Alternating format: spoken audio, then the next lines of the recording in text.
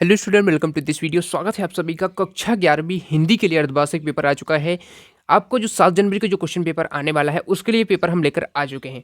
सही विकल्प सबसे पहले दिए गए हैं, 6 नंबर के रहेंगे और 6 से 23 तक के सभी प्रश्न हम इसी प्रकार से सॉल्व करेंगे। ठीक है, जैसे कि मैंने आपको पिछले वीडियोस प्रोवाइड कराए हैं वैसे हम पूरे इसको सॉल्व करेंगे। यहाँ पर देख सकते हैं 1 से 5 तक के आपके वस्तुनिष्ठ प्रश्न रहने वाले हैं, जो कि आपके ऑब्जेक्टिव टाइप रहेंगे, जो कि आपके 32 रहने वाले हैं। ठीक है, 80 का पेपर 3 घंटे समय है, इसमें कोई चेंजेस नहीं है। तो देखिए, पहला क्वेश्चन है, मीरा ने श्री कृष्ण को किस रूप में स्वीकार किया है? तो इसका राइट आंसर हो जाएगा पति रूप में। ठीक है, तो इसका बा ऑप्शन करेक्ट आंसर हो जाएगा। ठीक है, इस प्रकार से मैं आपको आंसर बताते चलता हूँ। दूसरा क्वेश्चन इसमें है, दूसरा क्वेश्चन पूछ रहा है, महाकाव्य में सर्गों की संख्या कितनी होती है? तो 8 या 8 से अधिक होती है। ठीक है, अपू के साथ 2.5 साल पाठ गद्य की कौन सी विधा है? तो ये गद्य की कौन सी विधा है? तो संस्मरण है। ठीक है, तो इसमें दा ऑप्शन हो जाएगा। फूले न समाना मुहावरे का अर्थ क्या होता है? तो इसका होता है अत्यंत खुश होना, तो बा ऑप्शन हो जाएगा। राजभाषा को लता अंग्रेजी में मंगेशकर के कहते हैं, पिता तो का नाम राजभाषा को था? अंग्रेजी में तो क्या कहते दीनानाथ हैं? मंगेशकर, इसका आंसर हो जाएगा फर्स्ट ऑप्शन ही। ठीक है, चलिए बढ़ते हैं अगले प्रश्न की तरफ। अगला जो प्रश्न है हमारा, यहाँ पर देखिए, अगला प्रश्न कह रहा है, सर्कुलर को हिंदी में कहते हैं। तो सर्कुलर को हिंदी में क्या कहते हैं? तो इसका आंसर चलिए देख लेते हैं। सर्कुलर को हिंदी में कहते हैं परिपत्र। ठीक है, तो इसमें बा ऑप्शन करेक्ट आंसर हो जाएगा। अगला प्रश्न देखते हैं, बाणी का डिक्टेटर खालिस्तान को कहा जाता है? तो बाणी का डिक्टेटर आप सबको पता है कि कबीर को कहा जाता है, तो इसमें कबीर ऑप्शन टिक कर लेंगे। ठीक है, अगला है, घर की याद कविता खालिस्तान ऋतु में लिखी गई? तो ये ग्रीष्म ऋतु या वर्षा ऋतु से बताना है, तो इसमें वर्षा ऋतु में लिखी गई। ठीक है, तो वर्षा ऋतु आंसर हो जाएगा। जिस काव्य में विशेष अर्थ का बोध हो वहां पर कौन सी शब्द शक्ति होती है? वहां पर होती है व्यंजना शब्द शक्ति। ठीक है, तो इसमें व्यंजना शब्द शक्ति पर टिक कर लेना है। अगला प्रश्न देखिए, पंडित आलौपुद्दीन का खालिस्तान पर अखंड विश्वास था? तो उन पर लक्ष्मी पर अखंड विश्वास था, तो इसमें लक्ष्मी आ जाएगा। ठीक है, अगला देखिए, रचना के आधार पर वाक्य के कितने प्रकार होते हैं? तो रचना के आधार पर वाक्य के 3 प्रकार होते हैं और अर्थ के आधार पर 8 होते हैं। ठीक है, तो रचना के आधार पर कौन कौन से होते हैं? सरल, संयुक्त और मिश्रित। ठीक है, उसके बाद देखिए, सीधे बरसात से मिलने वाला जो पानी होता है वो क्या कहलाता है? तो वो पालर पानी कहलाता है। जो बरसात से सीधे पानी मिलता है वो कहलाता है पालर पानी। ठीक है, खालिस्तान को भारत का पहला समाचार वाचक माना जाता है? तो किसे माना जाता है? तो देवर्षि नारायण जो थे, ठीक है, तो उन्हें कहा जाता है। ठीक है, देवर्षि। ठीक है, उसके बाद देखिए, सही जोड़ियाँ बनाइए। ठीक है, सही जोड़ी बनाना है।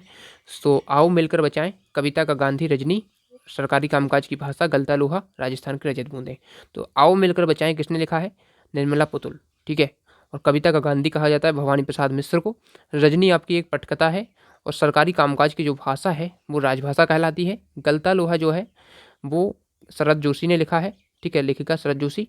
और यहाँ पर देखिए, राजस्थान की रजत बूंदे अनुपम मिश्र से आप मैच कर लेंगे। ठीक है, इस प्रकार से आपकी सही जोड़ी हो जाएंगी पूरी आपकी टोटल 6 नंबर की। ठीक है, अगला जो प्रश्न है, चलिए अगला प्रश्न देख लेते हैं। अगला प्रश्न हमसे पूछ रहा है, इसमें पूछा है हमसे एक शब्द या वाक्य में उत्तर। ठीक है, तो एक शब्द वाक्य में उत्तर का पहला क्वेश्चन है, मानव शरीर का निर्माण किन पंच तत्वों से हुआ है?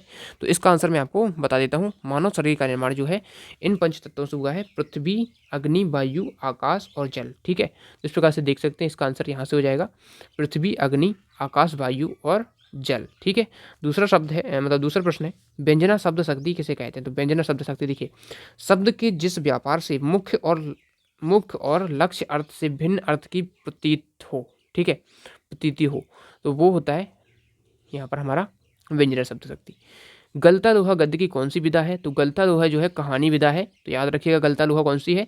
कहानी। ठीक है, उसके बाद देखिए, निपात किसे कहते हैं? तो किसी भी बात पर अतिरिक्त भार देने के लिए जिन शब्दों का प्रयोग होता है वह जो प्रयुक्त किए जाते हैं शब्द, उन्हें कहते हैं निपात शब्द। जैसे ही, भी, जैसे तुम्हें आना ही होगा, तुम्हें जाना ही होगा। ठीक है, तो ऐसे जो होते हैं वो ही, भी, ये सब शब्द होते हैं। ठीक है, जैसे तुम्हें भी जाना होगा। ठीक है, ऐसे ही। लता जी की लोकप्रियता का प्रमुख मर्म क्या है? तो गान पान उनकी लोकप्रियता का प्रमुख मर्म है। अगला देखिए, रेजाड़ी पानी किसे कहते हैं? तो पालर पानी और पाताल पानी के बीच का जो पानी है, एक अन्य पानी है, उसे कहते हैं पालर पानी। और पाताल पानी के बीच के पानी का एक अन्य रूप होता है पालर पानी, रेजाड़ी पानी होता है। ठीक है, भारत की पहली मूक फिल्म कौन सी थी? ठीक है, तो भारत की पहली मूक फिल्म थी राजा हरिश्चंद्र। ठीक है, तो राजा हरिश्चंद्र इसका आंसर हो जाएगा। सत्य सत्य देख लेते हैं, कवि भवानी प्रसाद मिश्र की माता बहुत पढ़ी लिखी थी, तो ये असत्य हो जाएगा, नहीं पढ़ी लिखी थी वो। जहाँ रस होता है वहाँ गुण होता है, ये सत्य हो जाएगा। रजनी पटकथा में मिस्टर पाठक गणित विषय के शिक्षक हैं, तो ये सत्य हो जाएगा। जिसका कोई शत्रु ना हो उसके लिए अनजान शत्रु, तो ये असत्य है, तो उसे अजात शत्रु कहते हैं। ठीक है, इसलिए असत्य है। जनसंचार माध्यमों का लोगों पर केवल सकारात्मक प्रभाव पड़ता है तो ये गलत है, क्योंकि नकारात्मक कुछ प्रभाव भी होता है, ठीक है, तो असत्य हो जाएगा। प्रेमचंद का कहानी संग्रह मानसरोवर 8 खंडों में विभक्त है, तो ये बिल्कुल सत्य हो जाएगा, ठीक है। तो चलिए हमारे ऑब्जेक्टिव क्वेश्चन यहाँ पर कंप्लीट होते हैं। अब हम देखते हैं यहाँ पर आगे के जो प्रश्न है। आगे जो प्रश्न पूछ रहा है यहाँ पर क्या कह रहा है, कबीर की दृष्टि में ईश्वर एक है, इसके समर्थन में उन्होंने क्या क्या तर्क दिए हैं बताना है। और अगला अथवा में पूछा है, मायके आई बहन के लिए कबीर ने घर को परिताप का घर क्यों कहा है, ठीक है। तो इन प्रश्नों के आंसर चलिए हम देख लेते हैं।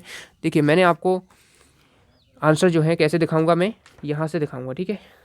देखिए ये रहा इसका आंसर, यहाँ से देखिए, कबीर की दृष्टि में ईश्वर एक है, इसके लिए उन्होंने जो तर्क दिए हैं, संसार में सब जगह एक ही पवन, एक ही वायु, एक जल है, सभी एक ही ज्योति, सभी में एक ही ज्योति समाई है, एक ही मिट्टी से सभी बर्तन बने हैं, सभी प्राणियों में एक ही ईश्वर विद्यमान है, भले ही प्राणियों का रूप कोई भी हो, ठीक है। मूर्ख व्यक्ति ही ईश्वर के भिन्न रूपों का कथन करता है, ठीक है। तो वो मानते थे कि ईश्वर एक है, ऐसा नहीं है कि अनेक ईश्वर हैं, ठीक है, तो उनका ये मानना था। मायके आई बहन के लिए कवि ने घर को परिताप क्यों कहा है, तो इसका आंसर देखिए यहाँ से आपका हो जाएगा, ठीक है। तो बहन मायके में अपने परिवार वालों से मिलने के लिए खुशी से आती है, वह भाई बहनों के साथ बिताए हुए क्षणों को याद करती है। घर पहुंचकर जब उसे पता चलता है कि उसका एक भाई जेल में है तो वह बहुत दुखी होती है। इस कारण कवि ने घर को परिताप का घर कहा है, ठीक है। सगुण भक्ति धारा की दो विशेषता बताते हुए दो कवियों के नाम लिखना है, ठीक है। और भक्ति काल को हिंदी साहित्य का स्वर्णयुग क्यों कहते हैं, अथवा में है। तो पहले सगुण भक्ति के यहाँ पर देख सकते हैं, सगुण भक्ति धारा के दो कवि हो जाएंगे आपके यहाँ पर, देखिए सगुण भक्ति धारा की दो विशेषता बताती हुए दो कवियों के नाम लिखना है। तो पहली विशेषता देख लीजिए यहाँ पर हो जाएगी, सगुण भक्ति की आराध्य इस प्रकार से हो जाएगी। दूसरी विशेषता ये हो जाएगी, गोस्वामी तुलसीदास सूरदास ये उनके यहाँ पर सगुण भक्ति धारा के कवि हैं, ठीक है। उसके बाद देखिए, भक्ति काल को हिंदी साहित्य का स्वर्ण युग क्यों कहा जाता है, ठीक है। तो इस प्रश्न का चलिए आंसर हम देख लेते हैं। भक्ति काल को हिंदी साहित्य का स्वर्ण युग इसलिए कहा जाता है, लोक मंगन तथा समन्वय की भावना उसमें व्यक्त है, ठीक है। तो इस प्रकार से इसका स्क्रीनशॉट यहाँ से कर लेंगे आप, ठीक है। अगला प्रश्न देखते हैं। अगला हमसे पूछ रहा है यहाँ पर, ठीक है। देखिए अगला प्रश्न हमसे पूछा है, महाकाव्य और खंड काव्य में अंतर बताना है, ठीक है। तो महाकाव्य और खंड काव्य में अंतर लिखना है, तो चलिए इसका आंसर देख लीजिए। ये रहा महाकाव्य और खंड काव्य में अंतर, ठीक है। आप साड़ी बनाकर भी कर सकते हैं, ठीक है, जैसा आपको करना है। तो इस प्रकार से देखिए इसमें अंतर हो जाएंगे, ठीक है। उसके बाद देखिए, वक्रोक्ति अलंकार की परिभाषा उदाहरण से लिखना है। तो वक्रोक्ति अलंकार बहुत ज़्यादा पूछा जाता है। वक्र उक्ति यानी टेढ़ी उक्ति, ठीक है। तो जिस शब्द के कहने वाले व्यक्ति के कथन का अर्थार्थ ग्रहण कर सुनने वाले व्यक्ति अन्य ही चमत्कार वो अर्थ लगाए, वहाँ पर होता है वक्रोक्ति, ठीक है। आपने कहा कुछ है, मैं समझ कुछ और रहा हूँ, तो वहाँ पर वक्रोक्ति होगा, ठीक है। तो इस प्रकार से इसका आंसर आप कर सकते हैं। आपको उदाहरण भी इसका कर लेना है, ठीक है। तो उदाहरण भी आप इसका ढूंढ के कर लेना, ठीक है। उसके बाद देखिए, दोहा छंद की परिभाषा उदाहरण सहित लिखिए। तो दोहा छंद क्या होता है, दोहा छंद देखिए जिसके पहले और तीसरे चरण में, यहाँ पर देखिए प्रथम और तृतीय चरण में 13-13 मात्राएं होती हैं, दूसरे और चौथे चरण में होती हैं 11-11 मात्राएं, ठीक है। तो ये होता है दोहा छंद। कोई भी आंसर आप उदाहरण इसमें लिख सकते हैं, उदाहरण आपको जरूर करना है, ठीक है। रहन पानी राखिए बिन पानी सब सुनिए, सभी उदाहरण हैं आपके दोहा के, कोई एक आप अच्छे से कर लेना। शब्द शक्ति से क्या तात्पर्य है, किसी एक शब्द शक्ति का उदाहरण आपको देना है, ये भी आपका 2 नंबर का ही प्रश्न है। तो शब्द शक्ति देखिए इसका आंसर यहाँ से हो जाएगा शब्द शक्ति, ठीक है। और शब्द शक्ति का उदाहरण भी लिखना है किसी एक शब्द शक्ति का। तो जैसे रामू शेर है, ठीक है, तो ये आप शब्द शक्ति इसमें है, ठीक है। मियां नसीरुद्दीन के व्यक्तित्व की तो विशेषताएं लिखनी है। तो इसका आंसर देख लीजिए, मियां नसीरुद्दीन के व्यक्तित्व की विशेषताएं ये हो जाएंगी, ठीक है। यहाँ से इतनी कर लेंगे। अगला प्रश्न अथवा में पूछा है, नान भाई किसे कहते हैं, तो नान भाई यहाँ से हो जाएगा। नान भाई वह कार्य होता है जिसमें कई तरह की रोटियां बनाने वाले बेचने का काम किया जाता है। मियाँ ने नान भाई का काम किया क्योंकि यह उनका खानदानी पेशा था, ठीक है। अगला प्रश्न देखिए, भारतेंदु युग के 2 प्रमुख निबंधकार और निबंध के नाम लिखना है, ठीक है। नाटक और एकांकी में अंतर भी लिखना है। तो चलिए इसका आंसर हम देख लेते हैं। नाटक, एकांकी और भारतेंदु युग के जो निबंधकार हैं उनके आपको बताना है नाम, ठीक है। नाम भी बताना है, व्यक्तित्व इसमें, अच्छा, निबंधकार उनके निबंध भी लिखना है। तो देखिए 2 निबंधकार देखिए कोई भी हैं, जैसे कि भारतेंदु हरिश्चंद्र हैं, पंडित बालकृष्ण भट्ट हैं, पंडित प्रताप नारायण मिश्र हैं, बद्रीनारायण चौधरी, प्रेमघन, ये सभी हैं, ठीक है। ठीक है, भारतेंदु जी के अनेक विषयों पर कश्मीरी कुसुम ये सब उनके हैं, ठीक है। तो इनके आप लिख सकते हैं, किसी एक के लिखने हैं। उसके बाद देखिए, नाटक एकांकी में अंतर ये हो जाएगा, नाटक एकांकी में, ठीक है, ये नाटक एकांकी में अंतर हो जाएगा।